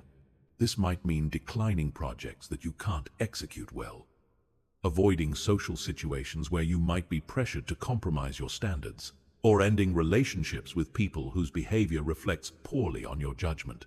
Your reputation should precede you in a way that makes disrespectful behavior toward you seem obviously inappropriate to observers. When people know your standards and track record, they often intervene on your behalf when someone starts treating you poorly, because they recognize that such treatment doesn't align with who you are and what you represent. Remember that reputation building is a long-term strategy that requires patience and persistence. You can't force people to respect you through manipulation or self-promotion, but you can create conditions where respect becomes the natural and logical response to who you are and how you operate. The investment you make in building a solid reputation pays dividends for years to come in the form of better opportunities, healthier relationships, and automatic respect from new people you encounter. Chapter 12. Mastering Professional Dynamics and Workplace Hierarchy. The workplace presents unique challenges for commanding respect because of formal hierarchies, power dynamics, and economic pressures that can complicate your ability to set boundaries and address disrespectful treatment. However, understanding how to navigate these complexities while maintaining your dignity and standards is crucial for your career success and professional satisfaction. Professional respect operates on multiple levels simultaneously. There's the respect that comes from your formal position and title, the respect that comes from your competence and expertise, and the respect that comes from your character and how you treat others. The most successful professionals understand how to leverage all three types of respect while never depending entirely on any single source. Positional respect is the easiest to understand, but the most limited in scope. This is the respect that comes from your job title, formal authority, and place in the organizational hierarchy. While positional respect can be useful, it's also fragile because it disappears the moment you change roles or organizations. More importantly, people who only command positional respect often struggle when they need to influence peers or superiors who don't report to them. Competence-based respect is more durable and valuable than positional respect. This comes from your knowledge, skills, track record of results, and reputation for getting things done effectively. When people know that you're exceptionally good at what you do, they're naturally more inclined to treat you with respect because they recognize your value and want to maintain a good relationship with you. Character-based respect is the most powerful and sustainable form of professional respect. This comes from consistently demonstrating integrity, reliability, fair treatment of others, and principled decision-making. People respect individuals they can trust, predict, and count on to do the right thing, even when it's difficult or costly. Understanding your organization's informal power structure is crucial for navigating workplace respect dynamics. Every organization has an official hierarchy and an unofficial network of influence that may be quite different. Identify who the real decision makers are, who the respected influencers are, and how information and influence actually flow through your organization. This knowledge helps you understand how to position yourself and address disrespectful treatment effectively. Workplace disrespect often manifests differently than personal disrespect because it's filtered through professional norms and legal considerations. Common forms include being excluded from important meetings or communications, having your ideas dismissed or stolen, being given unrealistic deadlines or impossible tasks, receiving public criticism for private matters, or being subjected to micromanagement that doesn't apply to your peers. When addressing workplace disrespect, documentation becomes crucial. Keep records of problematic interactions, including dates, witnesses, and specific behaviors. This documentation serves multiple purposes. It helps you identify patterns that might not be obvious in individual incidents. It provides evidence if you need to escalate the issue formally, and it helps you stay objective about situations that can become emotionally charged. The timing and setting of your response to workplace disrespect can determine whether your intervention is effective or counterproductive. Some situations require immediate public response to maintain your credibility, while others are better addressed privately to avoid escalating conflict unnecessarily. Learning to read these situations accurately is a crucial professional skill. For disrespect from supervisors, your approach must be more strategic because of the power imbalance involved. Focus on the impact of their behavior, on your ability to do your job effectively, rather than on your personal feelings.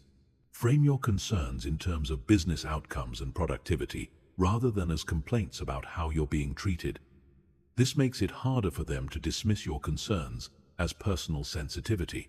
When dealing with disrespectful peers, you have more latitude to address the behavior directly and immediately. However, you still need to maintain professional standards and avoid creating drama that could damage your reputation.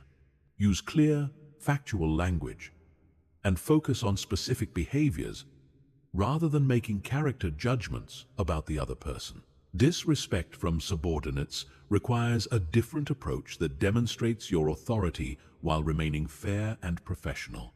Address problematic behavior immediately and clearly communicate your expectations moving forward. Follow up consistently to ensure compliance and document any ongoing issues that might require formal disciplinary action. Understanding the difference between personality conflicts and genuine disrespect is important in professional settings. Not everyone will like your communication style or approach to work, and that's normal. However, personal preferences don't excuse unprofessional behavior or treatment that undermines your ability to do your job effectively. Building strategic alliances within your organization provides protection against disrespectful treatment and support when issues arise. Cultivate relationships with respected colleagues who can serve as witnesses, advisors, and advocates when necessary. These relationships should be genuine and mutually beneficial rather than purely strategic. Know your organization's policies and procedures for addressing workplace issues. This includes understanding your company's harassment and discrimination policies, grievance procedures, and escalation processes. Even if you prefer to handle issues informally, knowing your formal options gives you leverage and confidence in addressing problems. Sometimes, workplace disrespect is systemic rather than individual, stemming from organizational culture, leadership problems, or structural issues. In these cases, individual strategies may not be sufficient, and you might need to consider whether the environment is compatible with your values and career goals. Not every workplace can be fixed, and sometimes the best response to systemic disrespect is strategic career planning.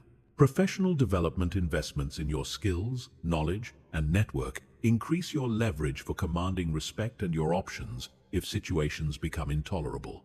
When you're highly skilled and well-connected, you have more power to set boundaries and address problems because people recognize your value and you have alternatives if current situations don't improve. The key to long-term success in professional environments is building a reputation as someone who delivers excellent results while maintaining high standards for how they're treated. This combination makes you valuable enough that people want to work with you and clear enough in your expectations that they know how to treat you appropriately. Over time, this approach creates a professional environment where respect becomes automatic rather than something you have to fight for constantly. Chapter 13. Teaching others how to treat you through consistent standards. The most effective way to handle disrespectful people is to prevent disrespectful behavior from occurring in the first place. This happens when you consistently demonstrate through your actions and responses what treatment you will and won't accept. People are constantly gathering information about your boundaries and standards through every interaction, and they adjust their behavior accordingly. When you teach them clearly and consistently, most people will treat you exactly the way you've taught them to. The concept of teaching others how to treat you is based on the psychological principle that human behavior is shaped by consequences.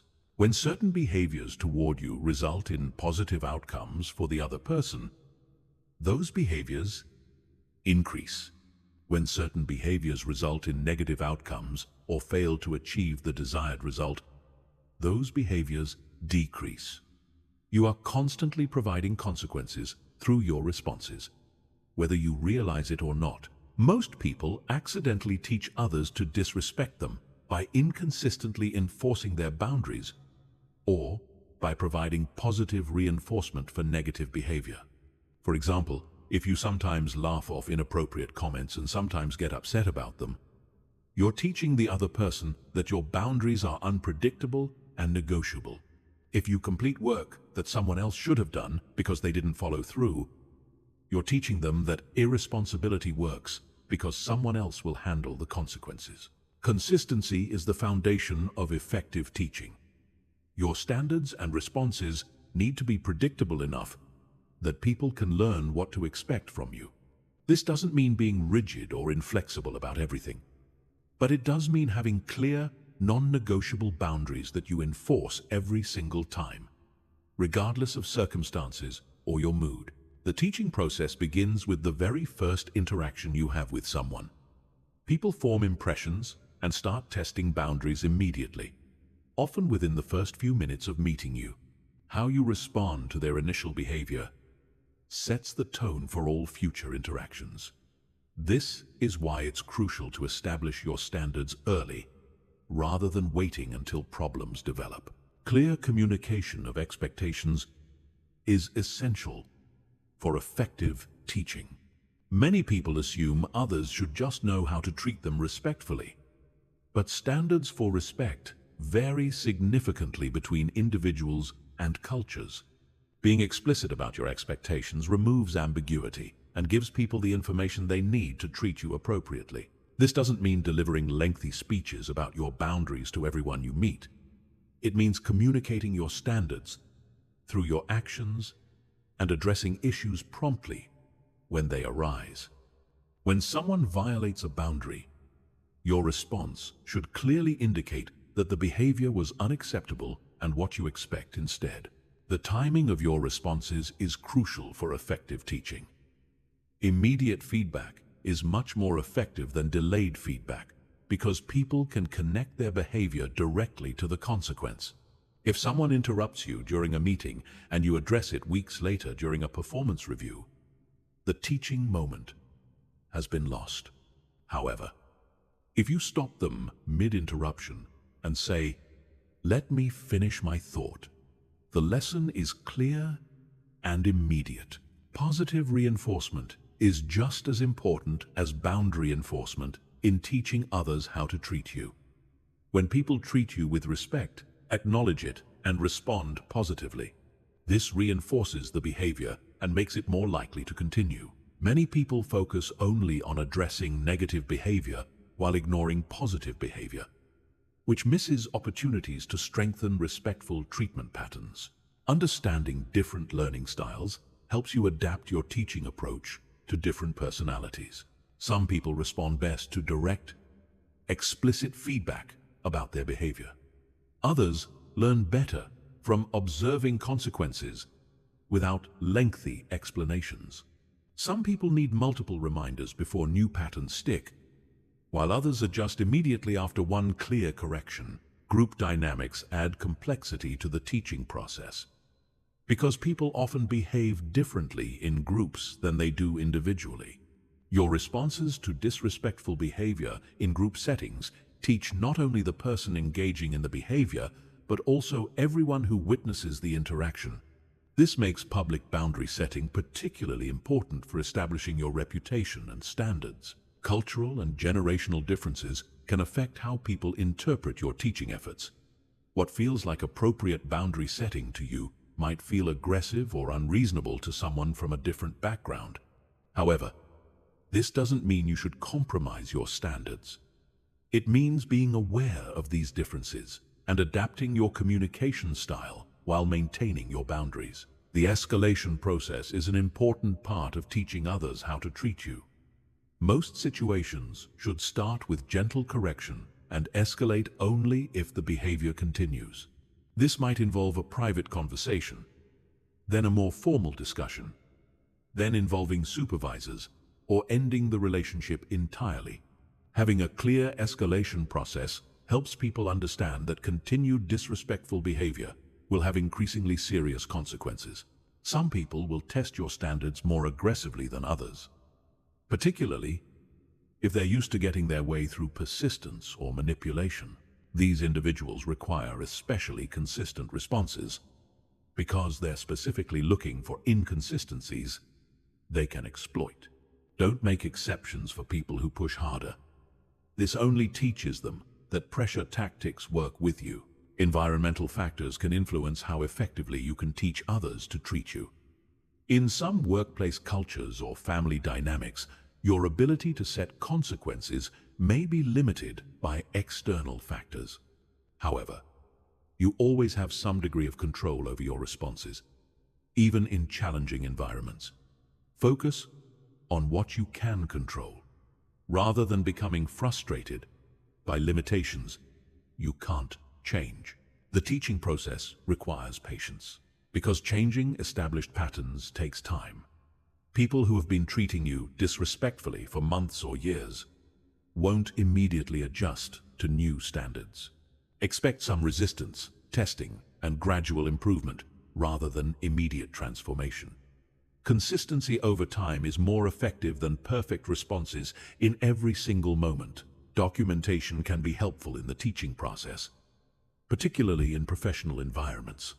Keeping records of your communications about expectations and boundaries provides evidence of your consistency and helps you track whether people are actually learning and improving over time.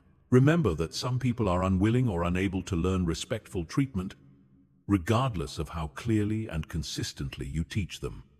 In these cases, the teaching process serves a different purpose. It demonstrates that you gave them fair opportunity to adjust their behavior before implementing more serious consequences, like ending the relationship or seeking formal intervention. The ultimate goal of teaching others how to treat you is to create relationships where respect is automatic, rather than something you have to constantly monitor and enforce.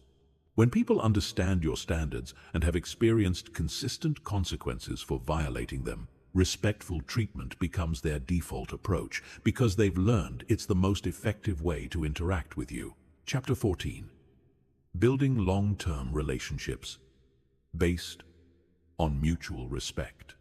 Creating lasting relationships built on mutual respect requires a fundamentally different approach than simply defending yourself against disrespectful treatment.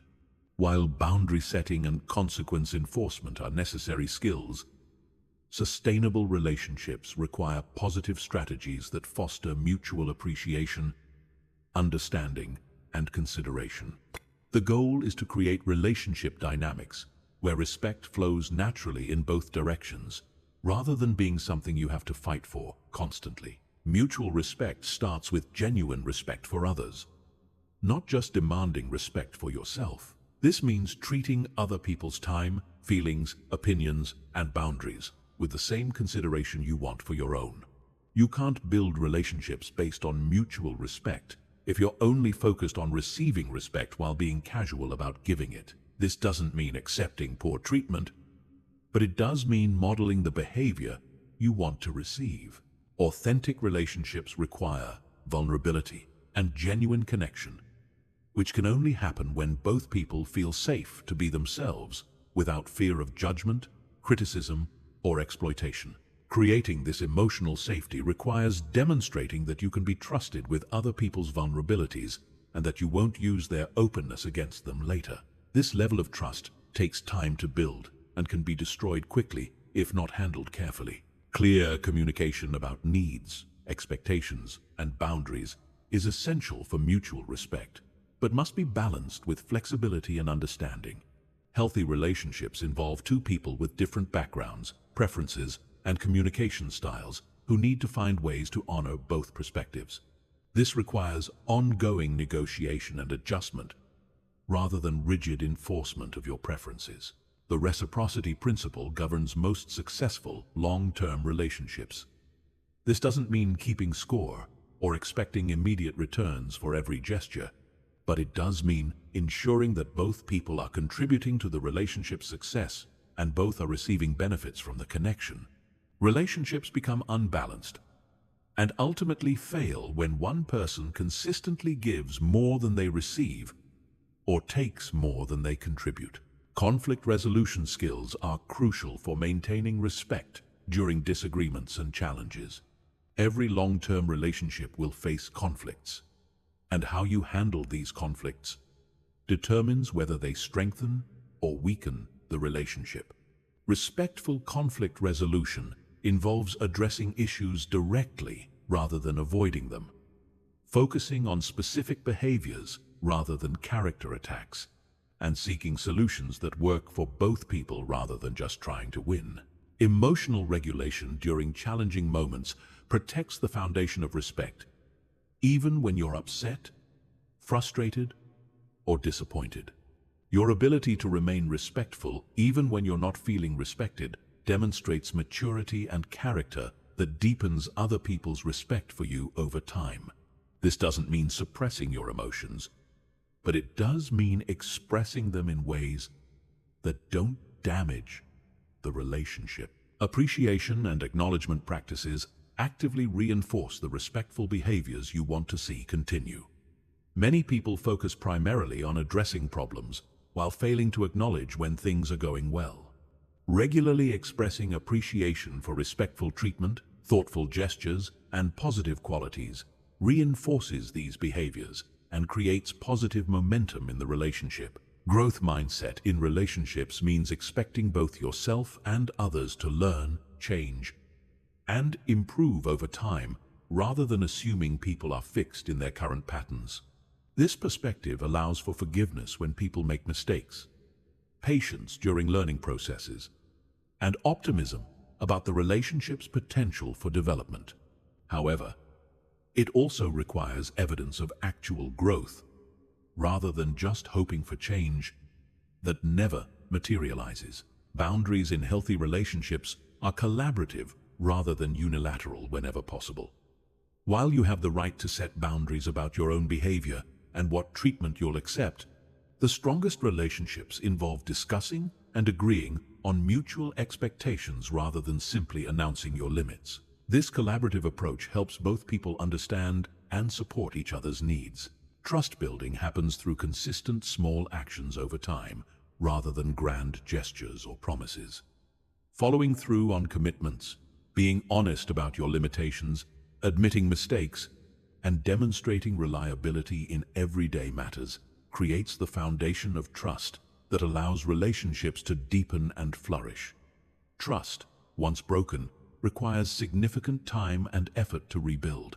Individual identity preservation within close relationships prevents the resentment and loss of self that can undermine respect over time. Healthy relationships enhance, rather than diminish, each person's individual identity. This means maintaining your own interests, friendships, goals, and values, while building something together. When people lose themselves in relationships, they often become resentful, and the dynamic becomes unhealthy. The investment principle recognizes that quality relationships require ongoing time, energy, and attention from both parties. Like any valuable asset, relationships deteriorate without proper maintenance and care. This means prioritizing relationship health even when you're busy, stressed, or dealing with other challenges. Neglect is one of the fastest ways to erode mutual respect and connection. Compatibility assessment helps you identify which relationships have the potential for long-term mutual respect, and which ones may be fundamentally incompatible with your values or needs. Not every person is capable of the kind of relationship you want, and not every relationship should be pursued long-term. Learning to recognize compatibility early saves time and emotional energy for relationships with better potential. Quality over quantity in relationships means investing deeply in fewer relationships rather than trying to maintain many superficial connections.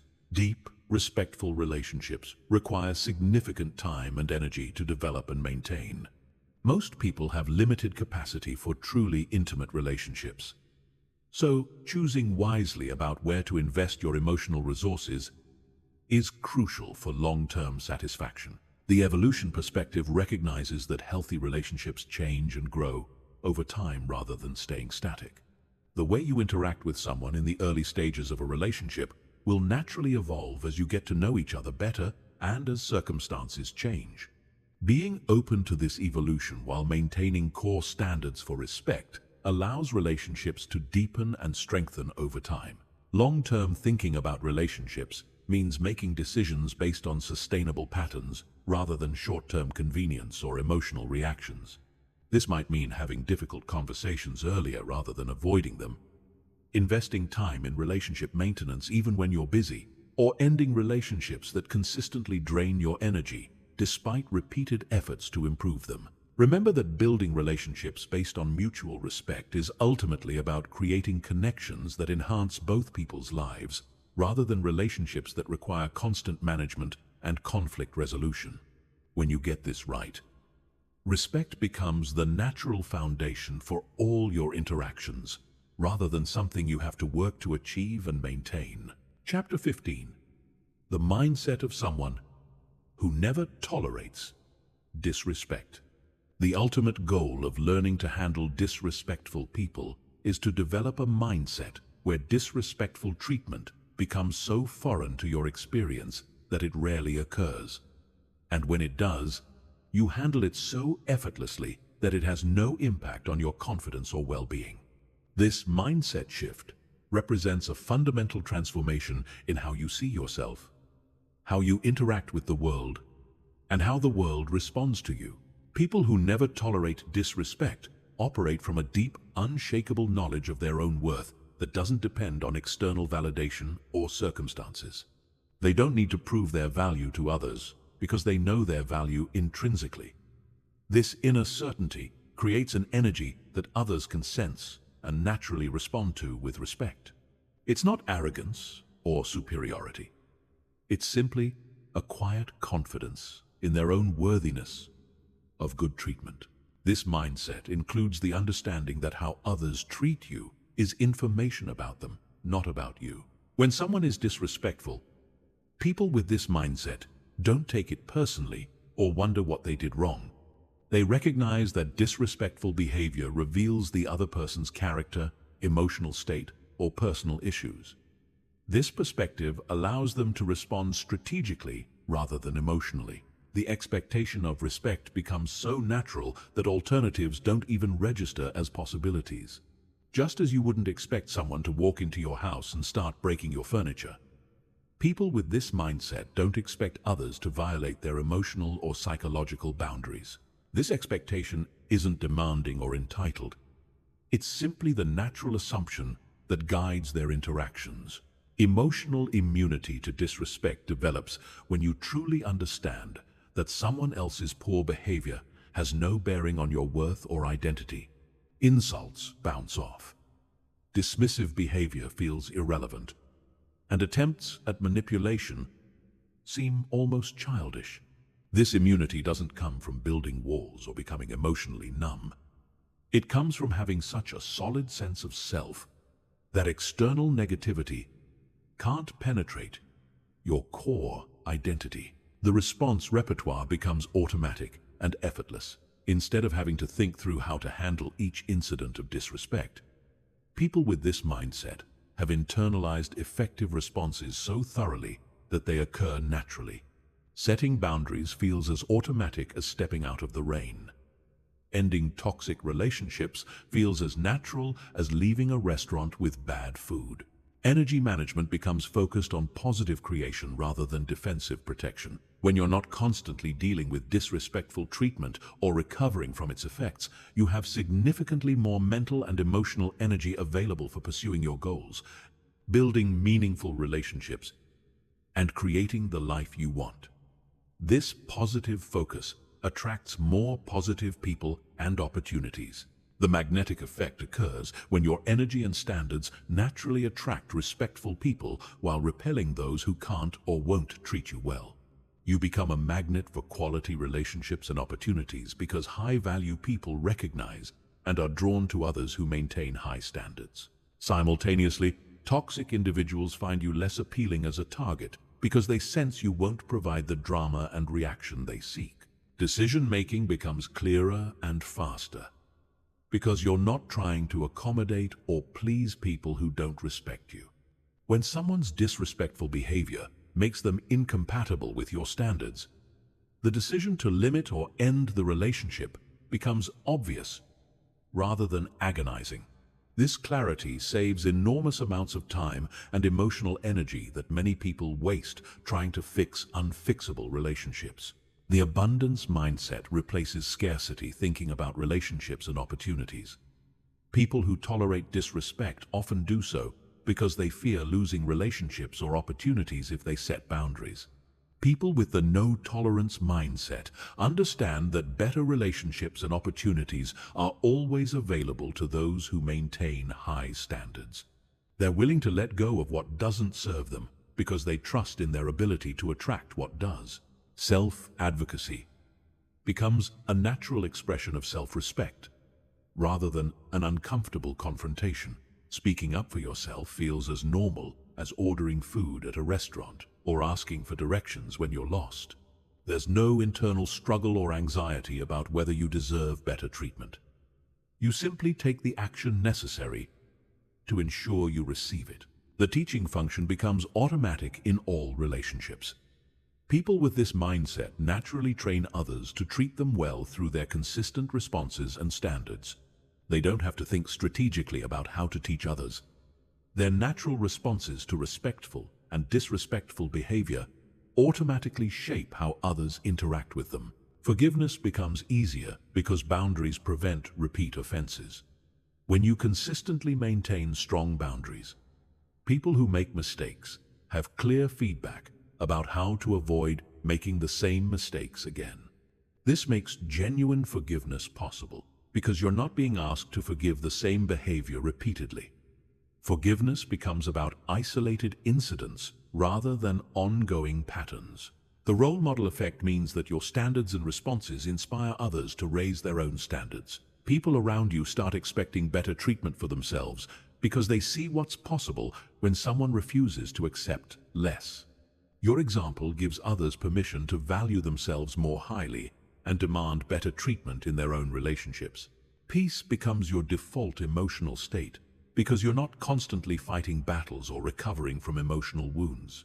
When disrespectful treatment is rare and quickly resolved when it occurs, your nervous system can relax into a state of calm confidence. This peaceful energy is attractive to others and creates positive cycles in all your relationships.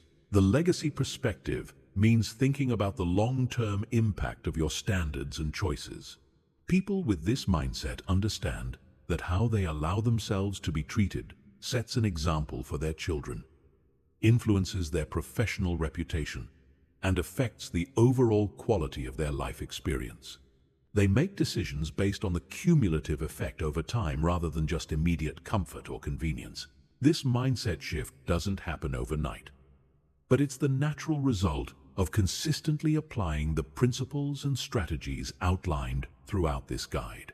Each time you set a boundary, each time you refuse to accept poor treatment, each time you choose self-respect over people-pleasing, you're building the foundation for this transformation.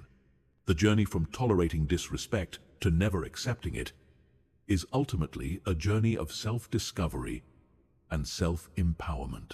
You're not just learning to handle difficult people, you're learning to value yourself, trust your judgment, and create the kind of life and relationships that align with your highest values and aspirations.